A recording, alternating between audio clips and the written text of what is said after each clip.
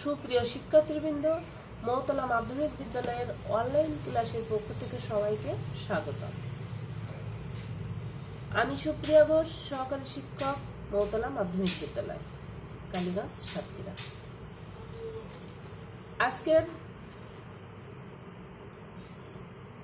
পাঠের বিষয় অষ্টম শ্রেণীর বাংলাদেশ বিশ্ব পরিচয়ে বাংলাদেশের দুর্যোগ সম্পর্কে আলোচনা করব। দুর্যোগ মোকাবেলায় করণীয় দিকগুলো নিয়ে আলোচনা করব। প্রিয় শিক্ষার্থীবৃন্দ, তোমরা বই খাতা সামনে নিয়ে বসো। দুর্যোগ, বিভিন্ন প্রকার দুর্যোগ ও ঘূর্ণিঝড় মোকাবেলায় করণীয় কি কি করণীয় সেইগুলো নিয়ে আলোচনা করব। দুর্যোগ বিভিন্ন হতে পারে, প্রধানত দুই প্রকার, একটা হচ্ছে প্রাকৃতিক দুর্যোগ আর হচ্ছে কৃত্রিম দুর্যোগ। আমরা মূলত প্রাকৃতিক দুর্যোগ নিয়েই আলোচনা করব। প্রাকৃতিক দুর্যোগ ও ঘূর্ণিঝড় মোকাবেলায় করণীয়। এই পাঠ শেষে শিক্ষার্থীরা তোমরা জানতে পারবে দুর্যোগ পূর্ব করণীয় কি তা, আর দুর্যোগকালীন সময়ে করণীয় কি, আর দুর্যোগ পরবর্তী সময়ে করণীয় কি, সেগুলো জানতে পারবে। তাহলে কোন কোন বিষয়গুলো জানতে পারবা? দুর্যোগ পূর্ব করণীয়, দুর্যোগকালীন সময়ে করণীয়, আর দুর্যোগ পরবর্তী সময়ে করণীয়। সুপ্রিয় শিক্ষার্থীবৃন্দ, তাহলে আমরা প্রথমত জানব দুর্যোগ পূর্ব করণীয়। দুর্যোগ পূর্ব আমরা কি কি করব সেগুলো জেনে নিই।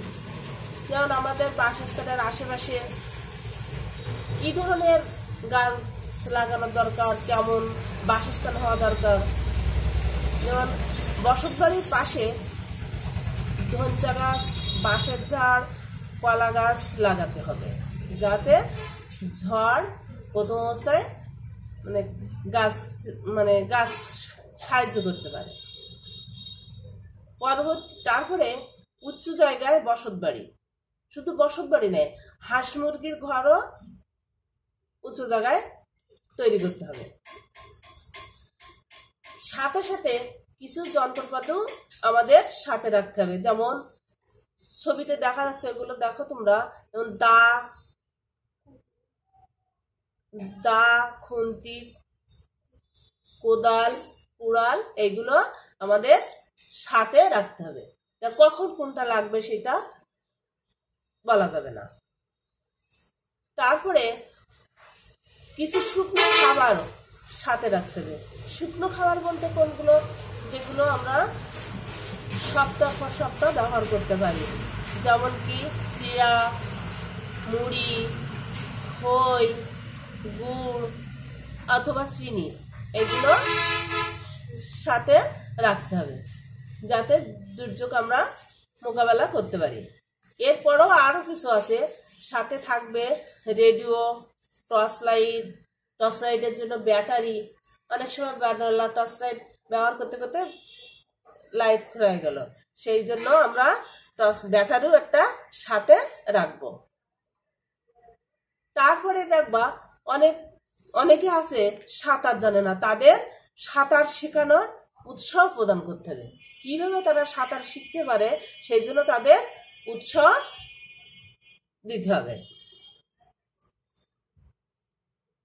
তারপরে দুর্যোগ মোকাবেলার জন্য কিছু সঞ্চয় রাখতে হবে। ভবিষ্যতে ওই দুর্যোগ মোকাবেলার জন্য কিছু সঞ্চয় করার জন্য আগের থেকে তাদের প্রস্তুত থাকতে হবে। 2 টাকা 1 টাকা করে এরকম সঞ্চয় রাখতে হবে। তাহলে এরপরে আমরা আলোচনা করব হচ্ছে দুর্যোগকালীন। এর আগে যেটা আলোচনা করলাম সেটা হচ্ছে দুর্যোগ পূর্ব, দুর্যোগ হবে তার জন্য আমরা কি কি প্রস্তুতি করব সেইগুলো আলোচনা করলাম। এরপরে হবে দুর্যোগকালীন সময়ে করণীয়, দুর্যোগ চলমান সময়ে আমরা কি কি করব। দুর্যোগ সময় হঠাৎ দেখা গেল যে সন্ধ্যায় দুর্যোগ শুরু হয়েছে, তখন আমরা কি করব? ঘূর্ণিঝড়, জলোচ্ছ্বাস এসব শুরু হয়েছে, তখন আমাদের করণীয় কি? নিকটস্থ যে আশ্রয় কেন্দ্র আছে সেই আশ্রয় কেন্দ্রে সুষ্ঠুভাবে, মানে যাতে কারোর ক্ষতি না হয়, জানামাল, তার বয়স্ক, বিভিন্ন প্রতিবন্ধী, নারী পুরুষ সকলকে সুষ্ঠুভাবে যাতে আশ্রয় কেন্দ্রে পৌঁছায় তার ব্যবস্থা করতে হবে। তার জন্য কি দরকার? তখন হচ্ছে এর আগে বলা হয়েছিল যে দুর্যোগ পূর্বে বাড়ির আশেপাশে কলা গাছ লাগানো, যেহেতু কলা গাছ লাগানোর জন্য কলার ভেলা তৈরি করে এই দুর্যোগকালীন সময়ে কলার ভেলা করে তাদের ওই আশ্রয় কেন্দ্রে পৌঁছাই দেওয়ার জন্য। অনেক বয়স্ক মানুষ আছে যারা নিজেরা চলতে পারে না, তাদের এই কলায় ভেলায় করে আশ্রয় কেন্দ্রে পৌঁছাতে হবে। তারপরে আছে উচ্চ জায়গায় টিউবওয়েল, উচ্চ জায়গায় টিউবওয়েল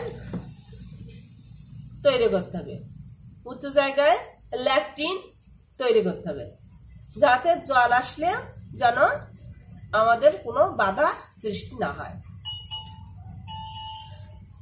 এরপরে আশ্রয় কেন্দ্রে পৌঁছানোর জন্য যেমন শিশুরা আছে, তারা একা একা পৌঁছাইতে পারে না, শিশু, অসুস্থ মানুষ, প্রতিবন্ধী, গর্ভবতী নারী সকলকে সুষ্ঠুভাবে আমরা যাতে আশ্রয় কেন্দ্রে পৌঁছাতে পারি তার সব ধরনের ব্যবস্থা করতে হবে। সুপ্রিয় শিক্ষার্থীবৃন্দ, যাহাতে আমরা আশ্রয় কেন্দ্রে পৌঁছানোর পরও যেন অসুস্থ হয়ে না যায় তার জন্য কি কিছু প্রাথমিক চিকিৎসার ব্যবস্থা করতে হবে, যেমন ওরসলাইন, নাপা, এগুলো আমাদের সাথে রাখা প্রয়োজন, যাতে তাৎক্ষণিকভাবে অনেক অসুস্থ হয়ে যেতে পারে তাদেরকে তাৎক্ষণিক চিকিৎসা দিতে পারে। তাহলে দুর্যোগ চলাকালীন সময়ে আমাদের কি কি করণীয় সেগুলো আমরা জানতে পারলাম।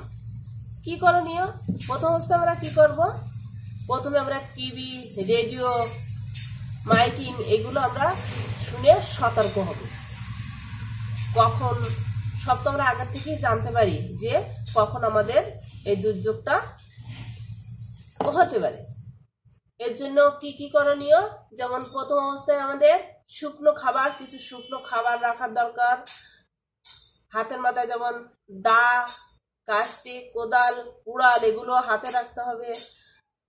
তারপরে কি হয়েছে, মানে দুর্যোগ চলাকালীন সময় আশ্রয় কেন্দ্রে পৌঁছানোর জন্য আমাদের কি ব্যবস্থা, যেমন কলা গাছের ভেলা তৈরি করে সেই ভেলার মাধ্যমে বয়স্ক, প্রতিবন্ধী, অসুস্থ মানুষের যাতে নিরাপদে আশ্রয় কেন্দ্রে পৌঁছায় তার জন্য আমাদের সুষ্ঠু ব্যবস্থা করা দরকার। এরপরে আমরা আলোচনা করব দুর্যোগ পরবর্তী সময়ে করণীয়। এর আগে আমরা আলোচনা করছি দুর্যোগ পূর্ববর্তী সময়, আর তারপর হচ্ছে দুর্যোগ চলাকালীন সময়, আর এটা হচ্ছে দুর্যোগ পরবর্তী সময়, মানে দুর্যোগের পরে আমাদের কি কি করণীয় সেইগুলো সম্পর্কে আমরা জানব।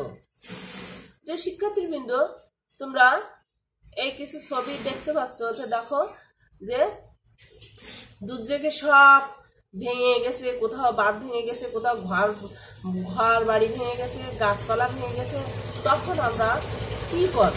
এগুলো দেখো। প্রথম অবস্থা ঘর বাড়ি মেরামত করা, মানে স্বেচ্ছাসেবক, বিভিন্ন স্বেচ্ছাসেবক, গ্রামের মেম্বার চেয়ারম্যান যারা আছে তাদের সহযোগিতায় এই ঘর বাড়ি মেরামত করা, ঘর বাড়ি পরিষ্কার পরিচ্ছন্ন করা। অনেক বিল্ডিং দেখা গেল ধসে গেছে, ময়লা স্তূপে পরিণত হয়েছে, সেই সব স্বেচ্ছাসেবকদের মাধ্যমে নিজেদের সহযোগিতায় সেইগুলো পরিষ্কার করতে হবে। অনেক সময় দেখা যায় তার মধ্যে অনেক মৃত ব্যক্তি থাকতে পারে, সেগুলো আমাদের উদ্ধার করতে হবে। এরপরে লাশ দ্রুত উদ্ধার করে তা সমাহিত করার ব্যবস্থা করতে হবে। যেমন এই ধ্বংসস্তূপের মধ্যে অনেক লাশ থাকতে পারে, সেইগুলো আমাদের দ্রুত উদ্ধার করতে হবে এবং তাদের সমাহিত করার ব্যবস্থা করতে হবে। এই সমাহিত হয়তো অনেক সময় সব জায়গায় পানি, তখন কোথায় আমরা ওটা লাশটাকে সমাহিত করব? তখন দেখতে হবে যে উঁচু জায়গা আছে কোথায়, সেই উঁচু জায়গা কোথাও না কোথাও থাকবে, সেখানে সেই লাশটা সমাহিত করার ব্যবস্থা করতে হবে। তাহলে প্রিয় শিক্ষার্থীবৃন্দ, আমরা আজকে তোমাদের কিছু প্রশ্ন করতে পারি, কি তোমরা এগুলো জানতে পারছো কিনা সেগুলো তোমরা খাতায় লিখে রাখবা। যেমন কি দুর্যোগকালীন সময়ে কি কি খাবার সংগ্রহ করতে হবে, এগুলো তোমরা খাতায় নোট করে রাখবা। কি বললাম আমি? দুর্যোগকালীন সময়ে কি কি খাবার সংগ্রহ করতে হবে। 2 নম্বর আছে বসত বাড়ির পাশে কি ধরনের গাছ লাগাতে হবে। 3 নম্বর আছে দুর্যোগের সময়ে কাদের প্রতি বেশি খেয়াল রাখতে হবে, বিশেষ খেয়াল রাখতে হবে। আর 4 নম্বর আছে দুর্যোগ পরবর্তী সময়ে কিভাবে ঘর বাড়ি পরিষ্কার করতে হবে। তাহলে সুপ্রিয় শিক্ষার্থীবৃন্দ, দুর্যোগকালীন সময় কি কি খাবার রাখতে হবে? আগে আমি বলছিলাম শুকনো খাবার, যেমন চিড়া, মুড়ি, খই, গুড় কিংবা চিনি, এগুলো সাথে রাখতে হবে। এটা গেল প্রথম প্রশ্ন। এর শুধু আমি বলছি এটাই নাই, তোমরা পাঠ্য বইয়ের সাথে মিল করে এগুলো খাতায় সংগ্রহ করে রাখবে।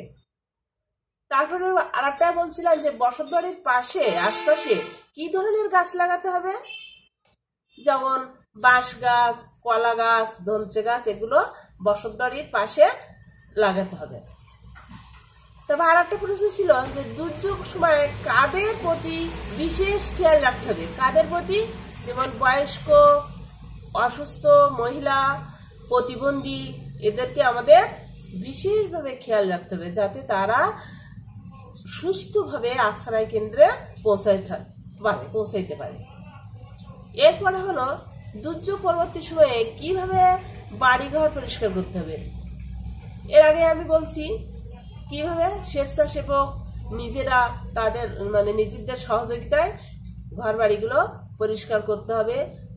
অনেক সময় সেখানে লাশ পাওয়া যেতে পারে, সেগুলো আমাদের সুস্থ সমাহিতর ব্যবস্থা করতে হবে। ধন্যবাদ সবাইকে, সবাই সুস্থ থাকো।